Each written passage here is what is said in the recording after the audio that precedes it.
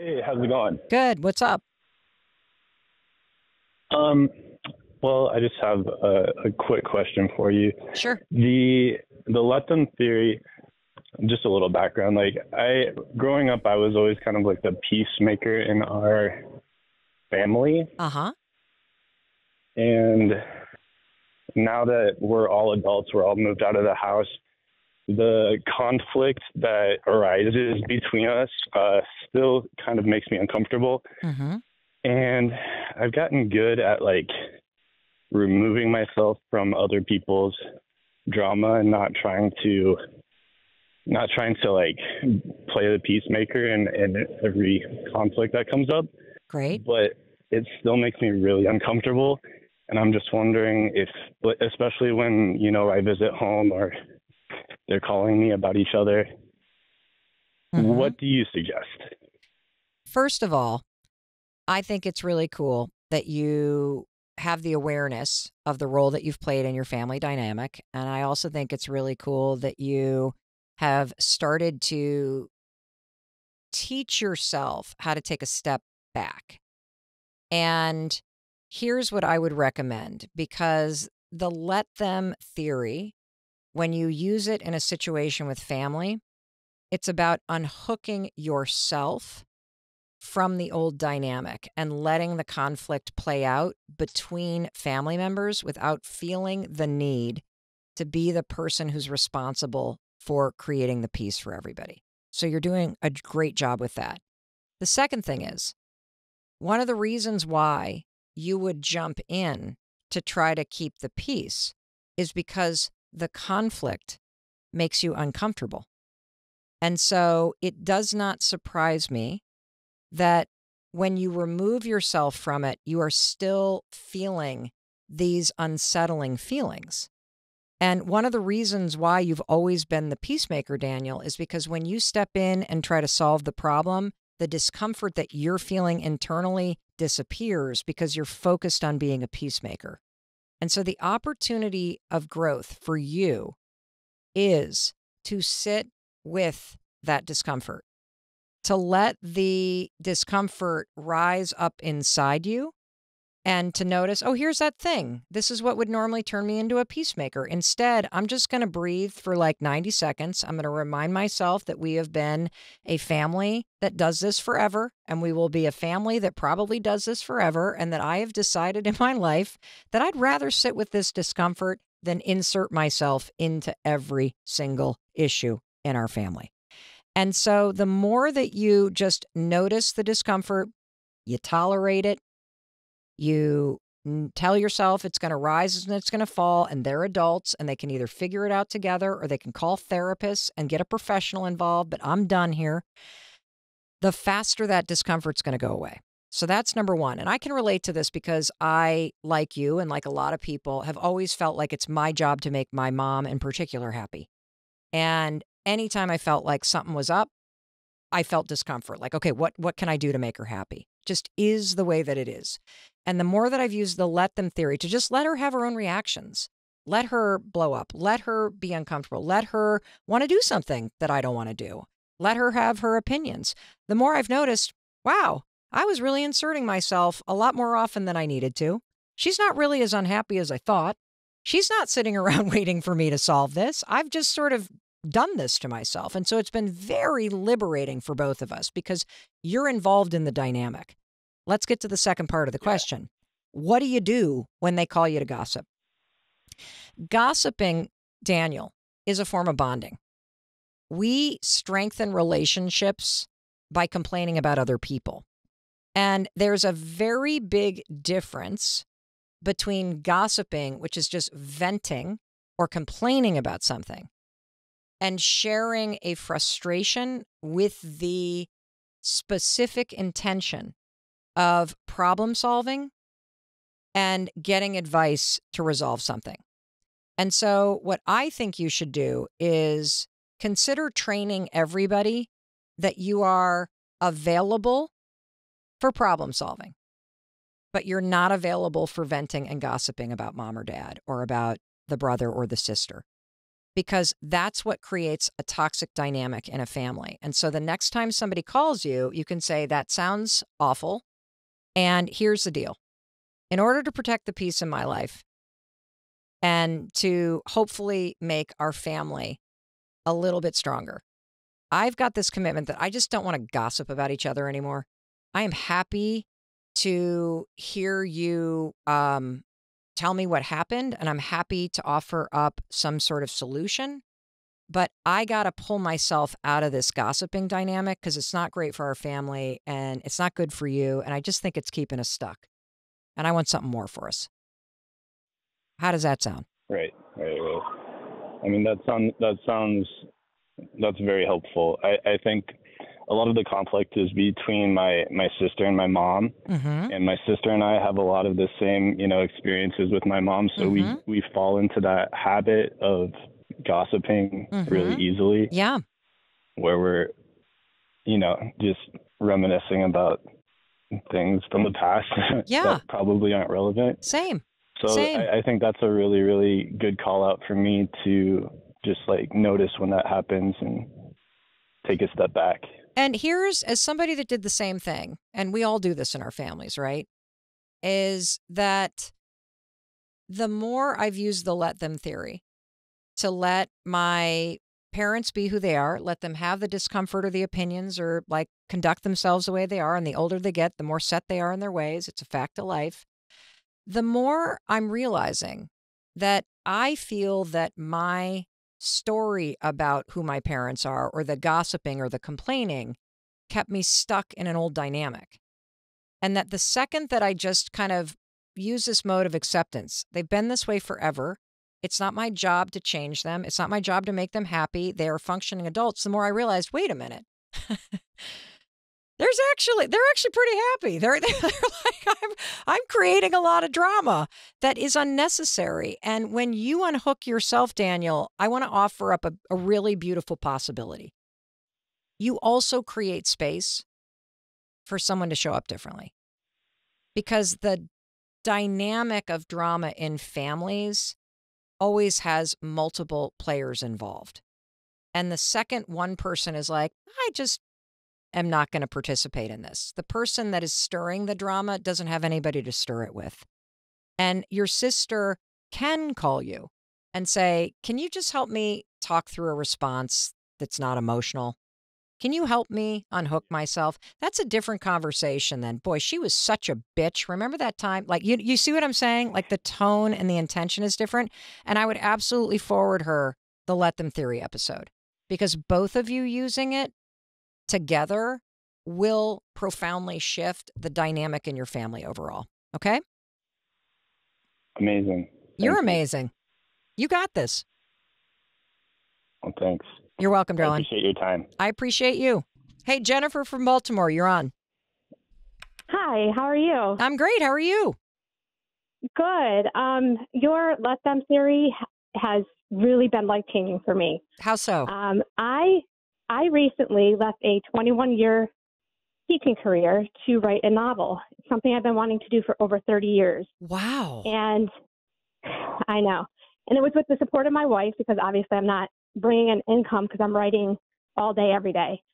I'm wrapping up my last chapter of my first draft, which is exciting. People have been very opinionated about this whole transition, most of it good. With my mother-in-law, it hasn't been as positive. Okay. My son, who's 11, had told her back in June I quit my job. And I hadn't told anybody, but he's 11. Yeah, her response was, that's crazy. This is ridiculous. And my son, who's my biggest cheerleader, said, it's not ridiculous. I think it's great, which is very heartwarming. But as time went on, I haven't had any contact with her. And apparently she had talked to my wife and was a little upset about the whole decision. So I'm trying my best to be in that Let Them theory with her, but I haven't seen her since. How long's it been? It's been, I think it was back in June that I saw her, around the time that my son had told her. Okay. So it's been many months since you've seen your mother-in-law, who was extremely critical of your decision to quit your job and pursue your dream of writing this novel. Right. And is that a long time for you not to see your mother-in-law? It is. I mean, they live only an hour away. We usually see them every few weeks. Mm-hmm. She hasn't come to any of my son's baseball games. I don't know if she's avoiding us. I'm not really sure why that is happening. Okay. But my fear is a lot of time because of her opinions, I kind of shut down around her. Yeah. But at the same time, I don't think this is right that she's expressing these opinions, especially to my child, and just letting her do this. I don't know if I could live with that. Well, what is it about her opinion that really bothers you? I guess it's because sometimes she will gossip about other people to me, so I fear that she's gossiping about me to others, but I shouldn't really be concerned about that. What about her gossiping about you to other people bothers you?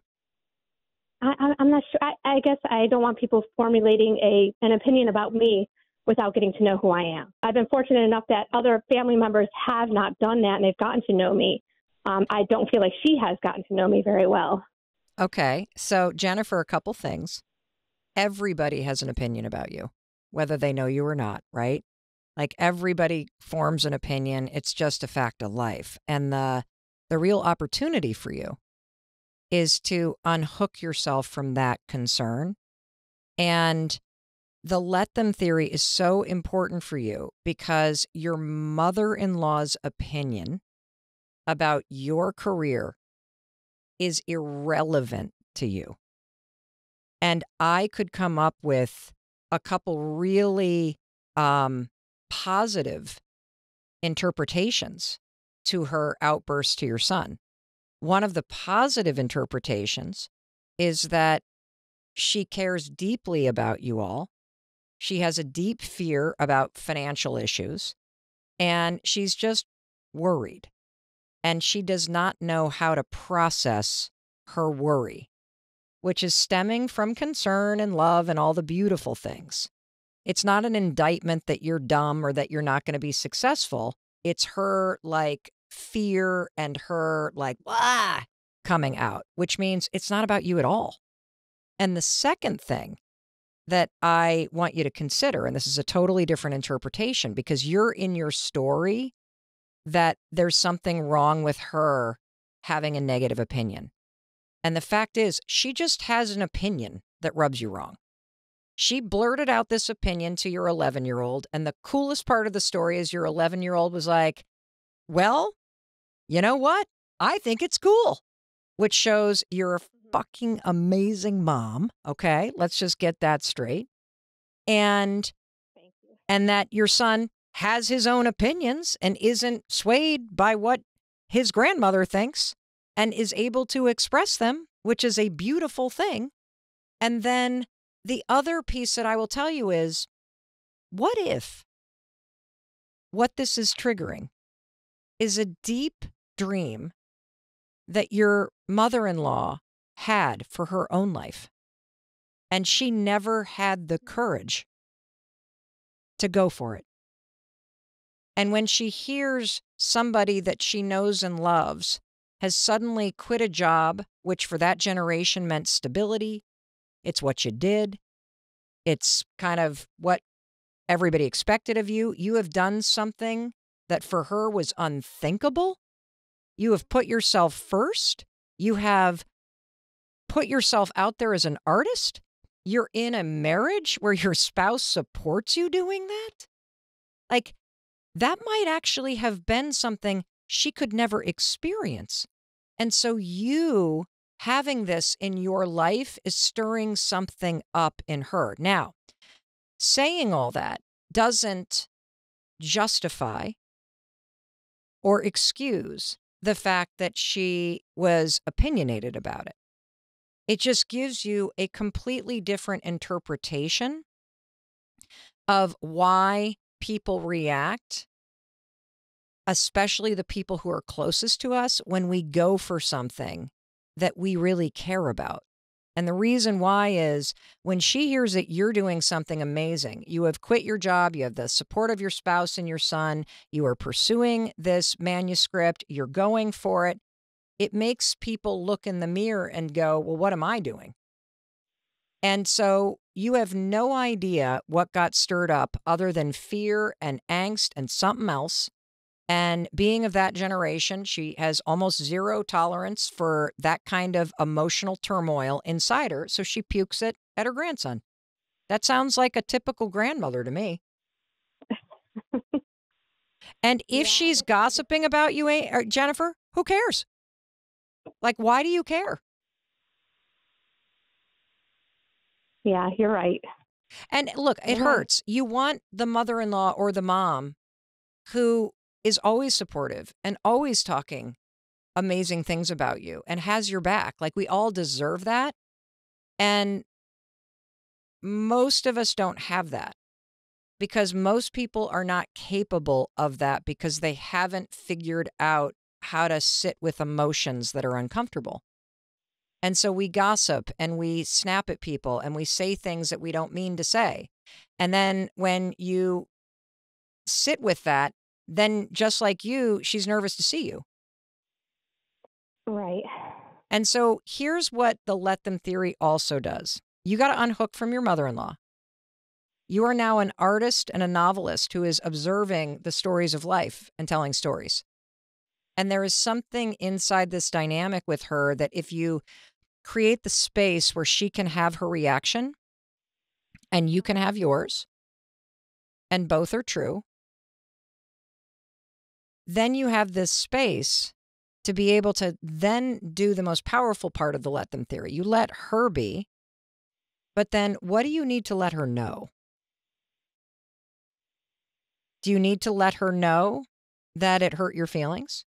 Do you need to let her know that you would love to feel supported in what you're doing?